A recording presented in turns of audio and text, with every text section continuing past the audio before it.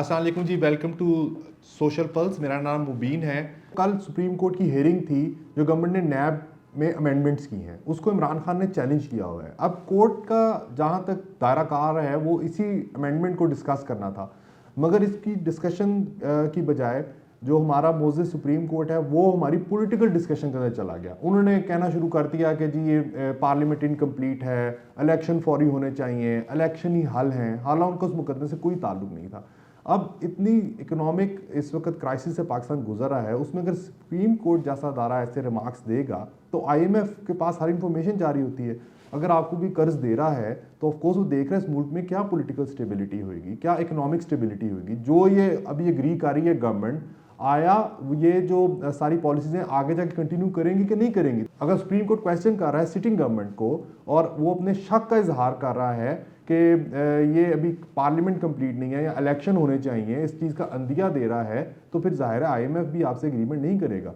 सो अगर इस पाकिस्तान की इकॉनमी को भी बचाना है तो फिर एक पॉलिटिकल स्टेबलाइजेशन चाहिए। एटलीस्ट सब पॉलिटिकल पार्टीज़ को और सारे अदारों को इस चीज़ के ऊपर कारबंद होना पड़ेगा। कोई भी ऐसी स्टेटमेंट ना दें या पॉलिटिकल इंस्टेबिलिटी ना लाएं जिससे इस वक्त हमारी जो इतनी फ्रेजाइल इकोनॉमिक कंडीशन है वो उससे इफेक्ट हो। अब इस वक्त आईएमएफ क्या कह रहा है? आईएमएफ को अभी तक ये यकीन नहीं आ रहा कि अगर ये प्रोग्राम आ भी जाएगा तो हमारी जो एक्सटर्नल फाइनेंसिंग रिक्वायरमेंट है जो कई अरब डॉलर की है वो कैसे मीट होगी। वो आईएमएफ को हम लोग ये कह रहे हैं हमारे फ्रेंडली कंट्रीज हमें पैसे दे देंगे, मगर आईएमएफ इस बात पर अभी तक यकीन करने को तैयार नहीं है और ना ही वो इस बात को मानने के तैयार है कि जैसे आईएमएफ का प्रोग्राम आएगा और साथ ही हमारे पे डॉलर्स की बारिश हो जाएगी। सो एक तो उनको इस चीज़ पे डाउट है जिसकी वजह से इसमें थोड़ा सा डिले आ गया है। सेकेंडली उन्होंने हमें कुछ इधर फिजिकल और नॉन फिजिकल रिफॉर्म्स करने का कहा है। फॉर एग्जांपल उन्होंने बिजली के सेक्टर के अंदर रिफॉर्म्स करने का है। उन्होंने कहा जी आप सब्सिडी जो देते हैं आप इंडस्ट्रियलिस्ट को, उसको आप कम करें। आप जो लोगों को सब्सिडी देते हैं जो 300 यूनिट्स तक दे रहे थे उसको कम करें। बिजली के रेट बढ़ाएं, गैस के रेट बढ़ाएं, पेट्रोल के ऊपर लेवी इवन 50 रुपये चली गई, मेरे वो डीजल पे भी लेवी 50 रुपये करने की कह रहे हैं। वो आपको ये भी कह रहे हैं कि अपना सेल्स टैक्स बढ़ाएं। तो सब चीज़ें एक मिनी बजट के थ्रू होएंगी और गवर्नमेंट जब तक ये लेवी नहीं करेगा तब तक हमें आईएमएफ भी अब डील करने के लिए इसको तैयार नहीं है। सो वो ना यकीन करने पर तैयार है क्योंकि ये गवर्नमेंट भी जो इस वक्त शहबाज शरीफ की गवर्नमेंट है, इमरान खान की गवर्नमेंट भी, इन्होंने मुतअद्दिद बार आईएमएफ को कमिटमेंट देकर वो कमिटमेंट्स बाद में पूरी नहीं की और ये बार बार प्रोग्राम सस्पेंड होता रहा। अब यानी कि पाकिस्तान की हालत ज़ार है कि 23 करोड़ से ज़्यादा का मुल्क है और इधर इतना वन ऑफ द यंगेस्ट हम कंट्रीज़ हैं इन द वर्ल्ड। और उसके जो आप कह लें कि जिन्होंने मुक़्तदर हल्के हैं, जो हमारे डिसीजन मेकर्स हैं, वो खुद ही एक लिम्बो में है। कोई कुछ कहता है, कोई कुछ कहता है। अगर आप साग डार साहब की बात ही देख लें तो वो कह रहे थे कि मैं आईएमएफ से प्रॉपर निगोशिएट करूँगा, एक टफ निगोशिएटर हूँ और आईएमएफ को मैं मना लूँगा। और अब हालत ज़ार ये है कि आईएमएफ ने उन्हें प्रेस कॉन्फ्रेंस से ही करने से रोक दिया है। इसी तरह इमरान खान साहब भी कहते थे कि जी मैं तो मर जाऊंगा और मैं कर्ज नहीं लूँगा, और एंड पे आईएमएफ पे जाना पड़ा और 2 दफ़ा जाना पड़ा। जब एक दफ़ा उनकी गवर्नमेंट आई और फिर दोबारा जब ये अपनी गवर्नमेंट के एंड के ऊपर वो आईएमएफ पे गए और वो एग्रीमेंट करके भी उन्होंने तोड़ डाला। और आईएमएफ के अंदर उन्होंने अपना फाइनेंस मिनिस्टर किसको रखा?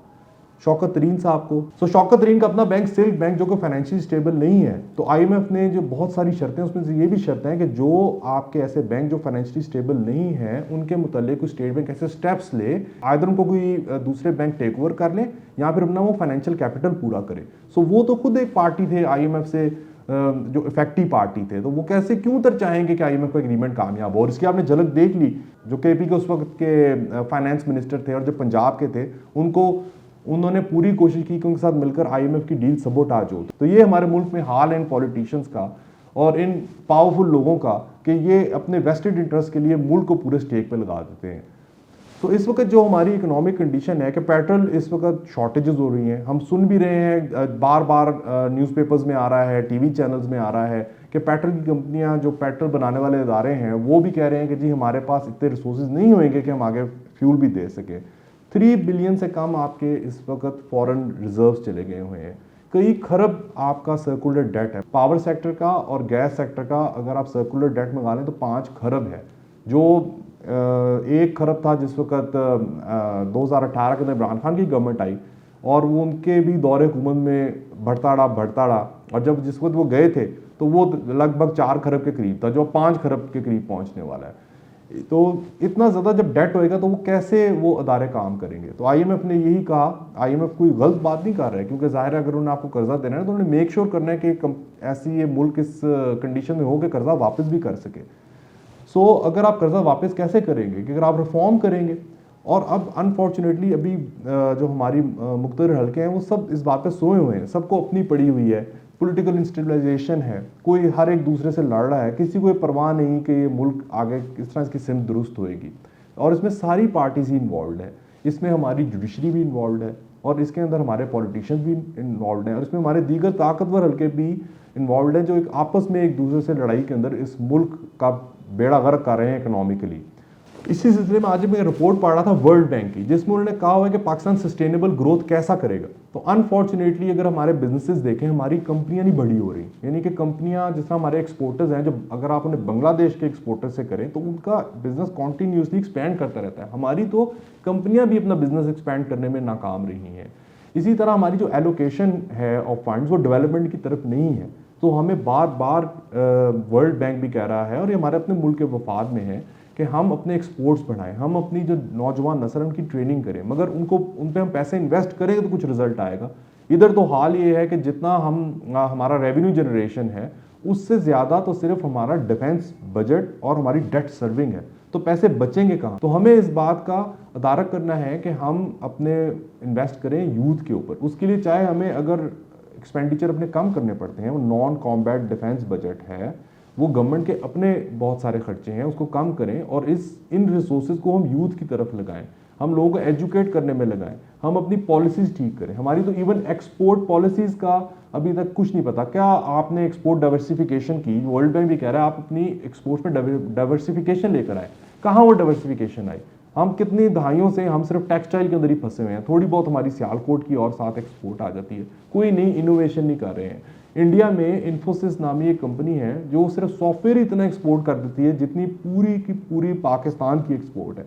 सो आपके पास एक बड़ी वास्ट फील्ड है। इस वक्त मैं कहीं पढ़ा था 25,000 आप ग्रेजुएट्स आप आईटी के पाकिस्तान प्रोड्यूस कर रहे हैं। ये 1 लाख से बल्कि लाखों में होने चाहिए, क्योंकि एक ऐसी चीज़ है दुनिया में कहीं बैठे आप कर सकते हैं। तो यहाँ अगेन किसी की इस तरफ ध्यान नहीं है और सब अपने अपने इंटरेस्ट को सेफगार्ड कर रहे हैं, एक दूसरे से लड़ रहे हैं। तो इस तरह पाकिस्तान आगे नहीं जाएगा।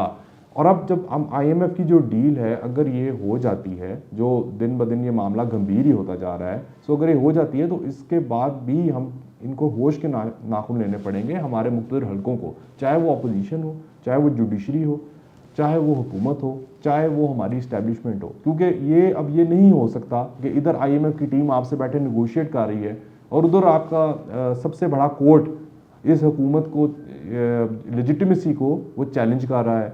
सो फिर आप बाहर क्या देंगे? ये हमारे इन सब लोगों को मिलकर इनफैक्ट एक ट्रूथ एंड रिकन्सिलिएशन कमीशन बनाना चाहिए, जब सब बैठें और अपनी माजी की गलतियों का इकरार करें और फिर कोई अपना फ्यूचर पाथ आप सिलेक्ट करें कि आपने कहाँ जाना है, और सब मिलकर ये करेंगे। जब से मैं पैदा हूँ नाजुक दौर से ही ये मुल्क गुजर रहा है, वो नाजुक दौर ख़त्म नहीं हुआ, मगर अब लिटरली ये वाकई वो वाला नाजुक दौर तो हो ना हो, मगर ये इकोनॉमिक नाजुक दौर है। क्योंकि अगर आप अपनी फंड जनरेट नहीं करेंगे तो आपका डिफेंस भी इफेक्ट होएगा, आपकी मुल्क की सिक्योरिटी भी इफेक्ट होगी। अगर आपकी इकोनॉमिक कंडीशन फिल फॉर अभी इसको ये ठीक नहीं करते तो पूरा मुल्क एक थ्रेट फेस करेगा। ये सिर्फ इकोनॉमिक थ्रेट नहीं है, ये आगे जाके सिक्योरिटी थ्रेट भी आएगा। और अभी आप देख रहे हैं कि जब लोगों के पास रोज़गार के मौके नहीं होंगे तो लॉ एंड ऑर्डर में ब्रेक डाउन होने लग पड़ता है। आप किसी भी अभी ओपीएफ सोसाइटी है लाहौर में, उनके आप एंट्रेंस पे जाएं तो इतना बड़ा लिखा हुआ है कि जी यहाँ बढ़ती हुई डकैती की वारदात को रोका जाए। सो ये जब आप रोज़गार के मौके नहीं आएंगे, लोग भूखे होंगे, तो फिर लॉ एंड ऑर्डर की सिचुएशन आएगी। सो ये सबसे गुजारिश है हमारे पॉलिटिशियन से, हमारे जजेस से, हमारी बिजनेस कम्युनिटी से, हमारे इस्टेब्लिशमेंट से कि वो इस मुल्क की डायरेक्शन ठीक करें और ये जो आईएमएफ प्रोग्राम है इसको लेटर एंड स्पिरिट में अप्लाई करें, मगर उसके बाद रिफॉर्म्स लेकर आएँ। क्योंकि अगर ये प्रोग्राम में आप चले भी गए और आपने मुल्क रिफॉर्म ना किया तो दोबारा कुछ सालों के बाद जैसे ये कर्जे ख़त्म होंगे तो हम दोबारा इस नाजुक मोड़ के ऊपर आ जाएंगे। सो आज के लिए इतना ही, शुक्रिया, अल्लाह हाफ़िज़।